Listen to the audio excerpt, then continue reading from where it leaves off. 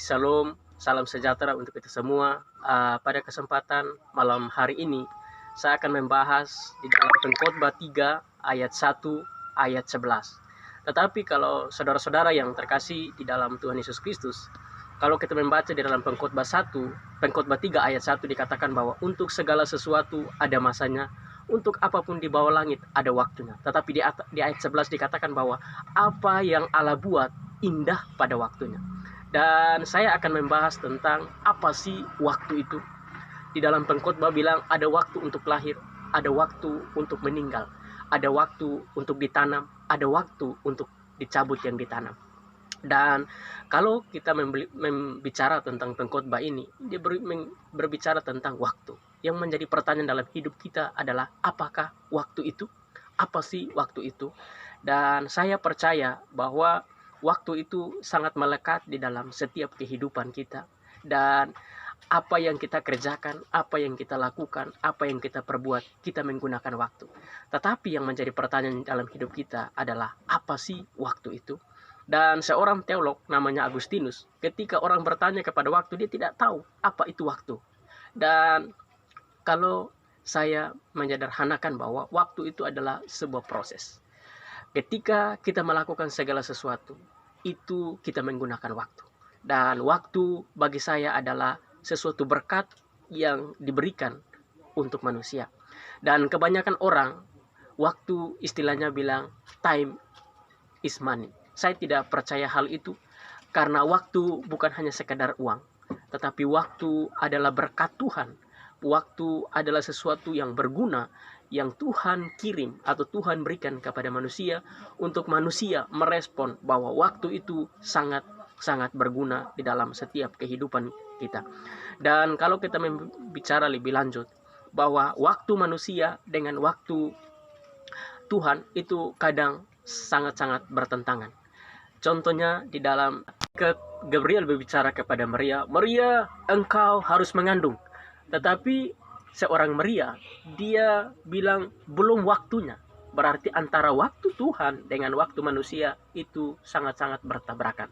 Tapi pertanyaannya adalah, apakah kita mau ikut waktu Tuhan atau ikut waktu manusia? Gabriel bicara kepada Maria, "Maria, engkau harus mengandung." Kenapa Maria sampai bilang belum waktunya? Karena secara hukum tradisi Yahudi, orang yang sudah mengandung, yang pertama dia harus bersuami. Yang kedua, dia harus sudah berhubungan intim. Tetapi pada kenyataannya bahwa waktu Tuhan dengan waktu manusia itu sangat kontra. Gabriel bicara kepada Maria, "Maria, engkau harus mengandung." Tetapi Maria bilang belum saatnya. Berarti waktu Tuhan dengan waktu manusia memang sangat berbeda. Tapi kita percaya bahwa waktu Tuhan itulah yang terbaik dalam hidup kita. Dan saya sudah berkata bahwa waktu itu bukan sekedar hanya uang, tapi waktu itu adalah berkat Tuhan yang diberikan kepada manusia, supaya manusia dapat melakukan, mengerjakan semua menggunakan waktu.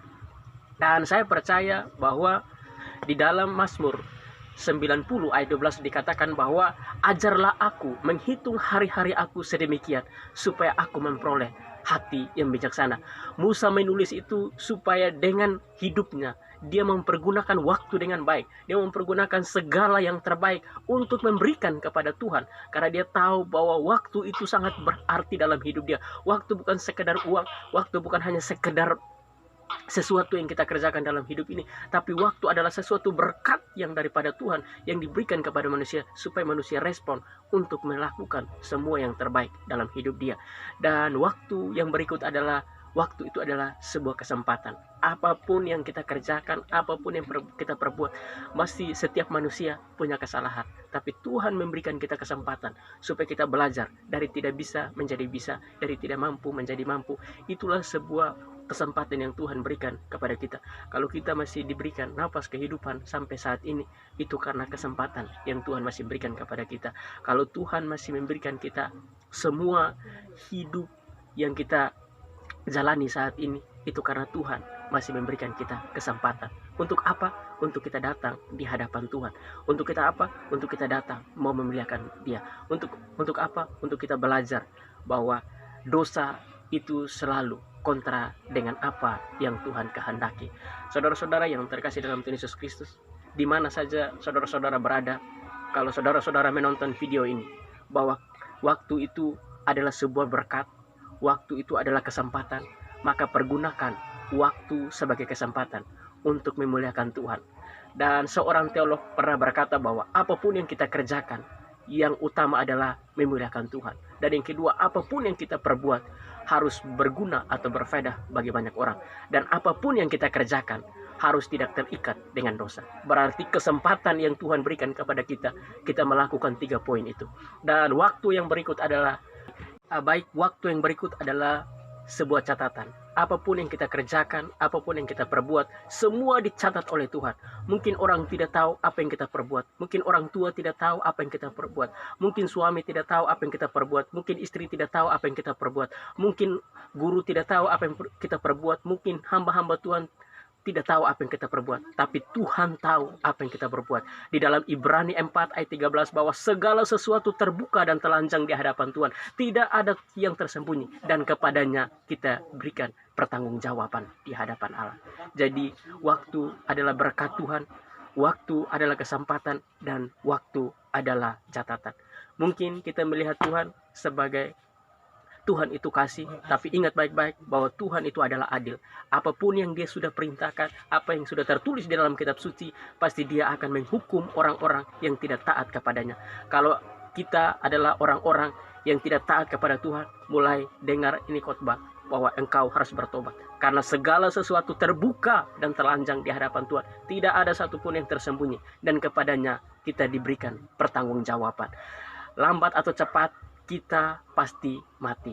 Dan ketika kita mati, kita harus tahu kemana kita akan pergi. Yesus berkata, akulah jalan dan kebenaran dan hidup. Tidak seorang pun datang kepada Bapa kalau tidak melalui aku. Jadi kesempatan yang Tuhan berikan, kita harus datang mengaku Yesus adalah Tuhan dan Juru Selamat dalam hidup ini. Dan kesempatan yang Tuhan berikan, kita pergunakan untuk datang di hadirat Tuhan. Tuhan tidak menolak setiap orang yang datang kepadanya, tapi Tuhan selalu membuka tangan untuk setiap orang yang punya hati untuk datang di hadapanmu. Jadi saudara-saudara yang terkasih dalam Tuhan Yesus Kristus, semua yang mungkin yang pernah buat kesalahan, yang mungkin berpaling daripada Tuhan, Tuhan minta berbaliklah.